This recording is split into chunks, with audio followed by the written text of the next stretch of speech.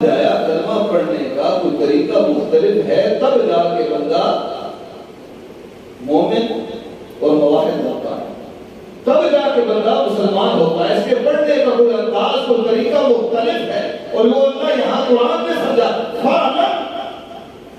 عدالت میں جاتے ہیں آپ لوگوں میں سے کوئی عدالت میں گئے ہو کہ گواہی دے نہیں گئے تو پتہ تو ہوگا کہ لوگ عدالت میں جاتے ہیں گواہی دینے کے لیے، جاتے ہیں جاتے کیا کرتے ہیں؟ گواہی دیتے ہیں کہ فلاں شخص کو نکال ہے، فلاں شخص کو نکال ہے، یہ کام میں نے دیکھا، یہ ایسے ایسے ایسے تھا جیسا وہ بیان کر رہا ہے، اور اس کو پتہ ہی نہ ہو اس معاملے کا، اور گواہی دینے گئے تو اس کی گواہی قبول ہو جائے، گواہی بھی دے، اور جس کیس کی گواہی دینے جا رہا ہے اس کو جانتا ہی نہ ہو، اس کو پہچانتا ہی نہ ہو، اس کا علم ہی نہ رکھتا ہو، اس کی معرفت ہی نہیں۔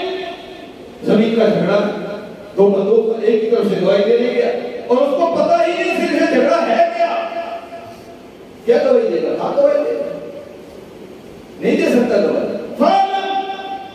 سب سے پہلے جب آپ کہتے ہیں اشہد اللہ، میں گواہی دے رہا ہوں، کس بات کی؟ لا الہ الا اللہ، لا الہ الا اللہ، لا الہ الا اللہ، میں گواہی دے رہا ہوں۔ پتہ ہے لا الہ الا اللہ کا معنی کیا ہے؟ نہیں۔ پتہ ہے اس کے رموز و اوقاف کیا ہے؟ نہیں۔ کیا پتہ ہے لا الہ الا اللہ کا معنی اور مفہوم اس کی تفسیر کیا ہے؟ نہیں۔ ایمان سے بنتا ہے ہماری گواہی قبول ہو جائے گی۔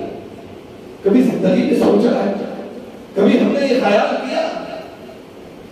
کعبہ کے رب کی قسم ہے، لوگوں یاد رکھیے، علاوہ الوسیلہ، یہ بات کر رہا جب تک لا الہ الا اللہ کا علم نہ ہو، اور یہ بات میں نہیں کہہ رہا، یہ بات محمد رسول اللہ صلی اللہ علیہ وسلم فرماتے ہیں۔ وہ بتا ہے کہ من مات، مرتا ہے کوئی شخص مرا اس حال میں وَهُوَ يَعْلَمَ أَنَّهُ لَا إِلَهَ إِلَّا اللَّهُ، وہ جانتا تھا، اس کے پاس لا الہ الا اللہ کا علم تھا، یہ شخص جنت میں جائے گا۔ جنت میں کون جائے گا؟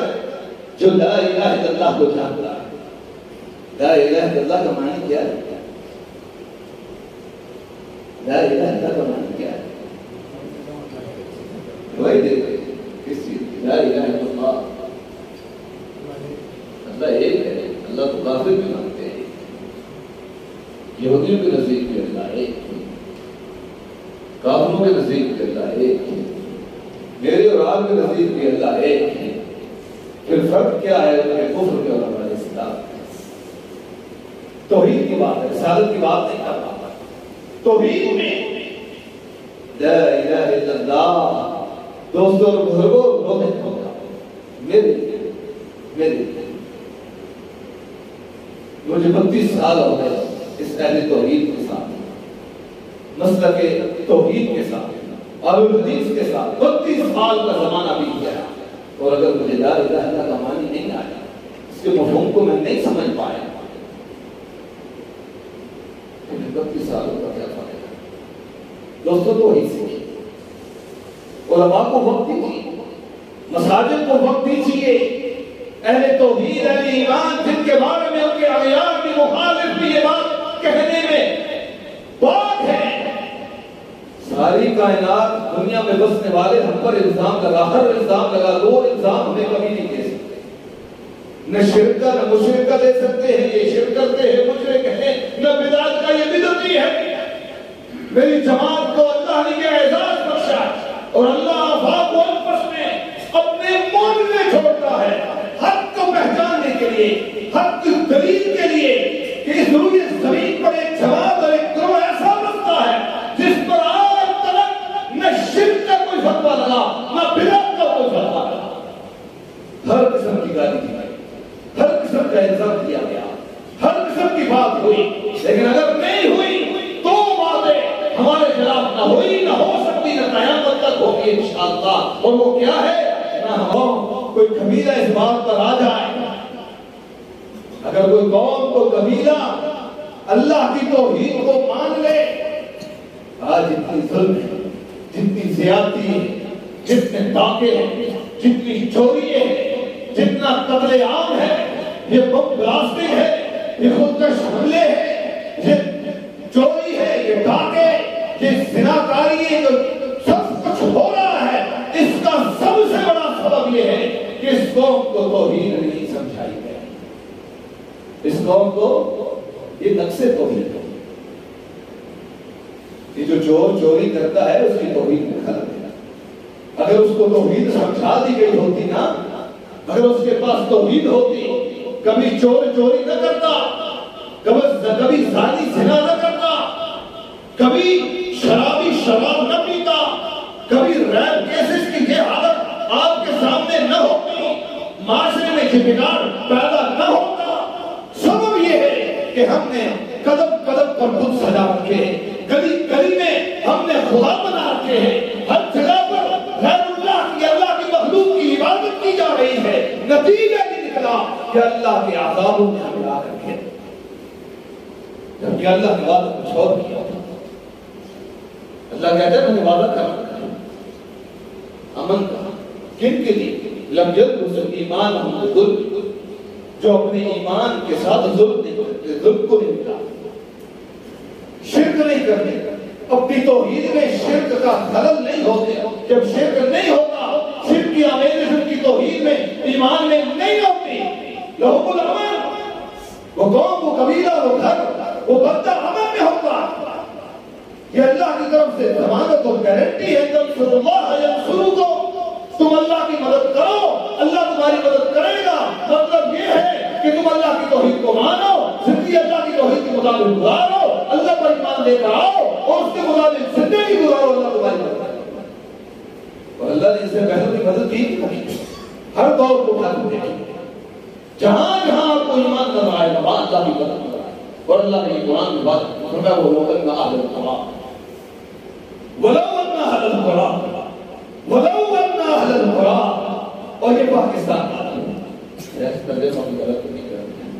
ولو ان اہل القرى، یہ پاکستان ترجمہ کیا کر رہا ہوں، یہ پاکستان، اور یہ دامان والے، اور یہ حضروں والے، اور یہ پنجاب والے، اور یہ پاکستان والے، اور یہ مسلمان جہاں جہاں بستے ولو ان اہل القرى، اگر یہ بستی والے آمنوا مجھ پر وہ توحید کو ایمان لاتے جو میں اللہ کو مطلوب ہے، واتقوا، اور میری نافرمانیوں سے بچتے، تو یہ ملک ہو ملک اس طرح در بدر ہو کر کشکول لے کر چھولیوں کو پھیلا کر یہ بھیکے نہ مانگتے۔ اگر یہ ایمان لاتے نہ توحید، وہ ظلم تو نہیں ہوا، ہم نے یہ ملک دیا، لا الہ الا اللہ کے نام پر دیا، اور اس ملک میں شرک کم ہونا چاہیے تھا، شرک بڑھتا چلا گیا، اور یہاں تک نہیں حکومت کی سرپرستی میں بڑھ رہا ہے، شرک کی، اللہ کی نافرمانی اور معصیت کی نگرانی اور سرپرستی کوئی اور نہیں کر رہا، حکومت کر رہی ہے، حکومتیں کر رہی ہیں۔ اللہ نے کہا کہ ایسا نہ ہوتا، ولو ان اہل القرى آمنوا واتقوا، اگر یہ ایسا نہ کرتے، مجھ پر ایمان لاتے، ایمان لے کر آتے، پھر مجھ سے ڈرتے، تقویٰ اختیار کرتے، میری معصیت و نافرمانی نہ کرتے، لفتحنا علیہم برکات من السماء والارض، پھر میں آسمان کو حکم دیتا، جتنے خزانے اس میں پوشیدہ ہیں وہ آسمان زمین پر پھینک دیتا، پھر میں زمین کو حکم دیتا، جتنے خزانے زمین میں ہے زمین اپنے خزانوں کو حکم دیتا۔ کیا کرتی ہے؟ یہ کس نے کہا ہے؟ میں کہہ رہا ہوں، اللہ کا وعدہ ہوگا، اللہ کی بات، ومن اصدق من اللہ قیلا، ومن اصدق من اللہ قیلا۔ آگے ایک اور مقام، ایک اور زاویہ سے اللہ نے بیان کیا، ولو انہم اقاموا التوراۃ والانجیل وانزل الیہم من ربہم، سنو، اگر یہ تورات انجیل کو، اگر یہ اس قرآن کو اس ملک کی سرزمین پر نافذ کرتے، اقاموا التوراۃ والانجیل وانزل الیہم من ربہم، اس قرآن کو اگر اس ملک کی فضاؤں، اس ملک کی سرزمین پر، اس ملک کے قانون میں نافذ کیا جاتا، قرآن کو بارہ تصدیق حاصل ہوتی، قرآن غائب ہوتا، پارلیمنٹ ساورن نہ ہوتی، قرآن ساورن ہوتا، قرآن حکم اعلیٰ ہوتا، قرآن کو نافذ کو تھا، فرمایا لَأَكَلُوا مِنْ فَوْقِهِمْ وَمِنْ تَحْتِ أَرْجُلِهِمْ، میں پھر کو آسمانوں سے بھی کھلاتا، زمین سے بھی کھلاتا۔ آج جو بھوک ہے، آج جو افلاس ہے، آج جو ذلت ہے، آج جو رسوائی ہے، آج جو مسکنت ہے، اس کا سب سے بڑا سبب یہ ہے قرآن بھی ہمارے ہاتھ سے گیا، اللہ کی توحید بھی ہمارے ہاتھ سے گیا۔ کعبہ کے رب کی قسم، لوگوں آؤ اللہ کی توحید کی طرف کرو، لوگوں آؤ اللہ کی توحید کو سیکھو۔ اگر گھر میں امن چاہتے ہو، اگر محلے میں امن چاہتے ہو، اگر اپنی بستی میں امن چاہتے ہو، لوگوں تک اللہ کی توحید کو پہنچاؤ، اللہ کی توحید کو سمجھو۔ جاتے جاتے ایک سوال کرتا چلو، تھوڑی سی توحید کو چیک کرتا چلو، ناراض نہ ہوئیے گا۔ یہ سوال نہیں ہے، یہ امتحان نہیں ہے، یہ میرے دل کی آواز ہے، یہ میرے دل کا درد ہے، یہ میری پریشانی ہے کہ میں جاتے جاتے توحید کے ثمرات کو بتا جاؤں اور توحید کے بارے میں بس تھوڑی سی بات کر کے آگے نکل جاؤں۔ اللہ کہاں ہے؟ سوال ہے اللہ جس کو پتہ ہے ہاتھوں کو بلند کرے۔ اللہ وَنَحْنُ أَقْرَبُ إِلَيْهِ مِنْ حَبْلِ الْوَرِيدِ، شہرت سے زیادہ قریب کون ہے؟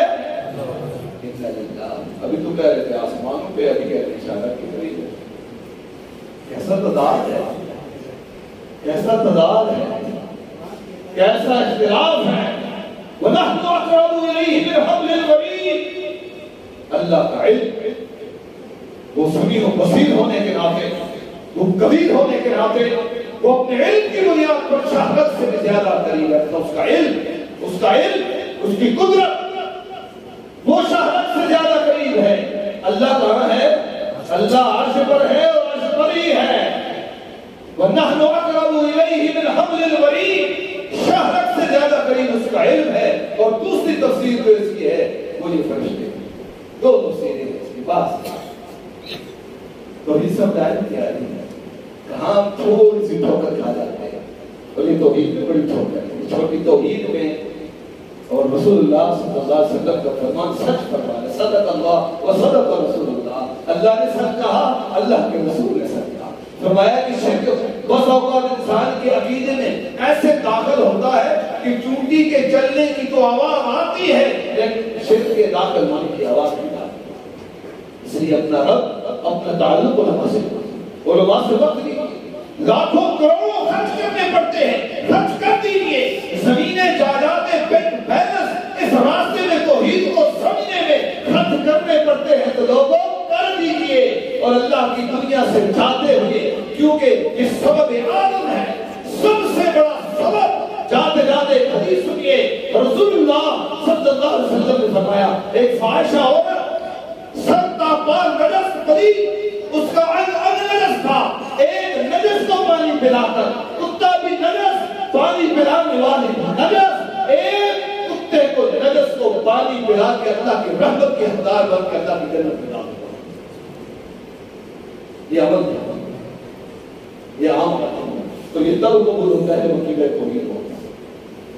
تو عقیدہ توحید سوچئے، غور کیجئے، کل قیامت کے دن اللہ کا عقیدہ توحید ہے، کل قیامت کے دن یہ سب سے بڑا سبب ہے اللہ کی معافی کا، اللہ کی مغفرت کا۔ اللہ سے دعا ہے کہ اللہ کی صحیح مانگے، عقیدہ توحید سمجھنے کی توفیق عطا فرمائے۔ اور لوگوں آؤ اس مسجد میں آیا کرو، اس مسجد کے علماء سے، اس مسجد کے علماء کے پاس بیٹھا کرو۔ کعبہ کے رب کی قسم، دو مدینے تم ہمیشہ لکھ رہے ہو، دو ہیرے جب بھی آؤ گے تم اپنی جیبوں میں، اپنے سینوں میں سمو کر جایا کرو گے۔ ایک عقیدہ توحید اور دوسرا عقیدہ رسالہ، یہ دو ایسے عقیدے ہیں، دونوں توحیدان ہیں، یہ دونوں توحیدیں ہیں اور دونوں منزل ہیں اللہ کی طرف سے، کیونکہ بنی الاسلام والا ہم سے اسلام کی بنیاد دو چیزوں پر ہے، اور سب سے پہلی چیز توحید ہے۔ اور توحید کیا ہے؟ اشہد ان لا الہ الا اللہ و اشہد ان محمدا عبدہ و رسولہ، یہ توحید ہے۔ یہ دونوں عقیدے، یہ دونوں ہی جب بھی آؤ گے یہاں سے لے کر جائیں گے۔ اللہ سے دعا ہے کہ اللہ ہمیں صحیح مانیں، قرآن سنت کو سننے، علماء سے اپنے تعلق کو جوڑنے، توحید کو سمجھنے کی توفیق عطا فرمائے۔ وآخر دعوانا ان الحمد للہ رب العالمین۔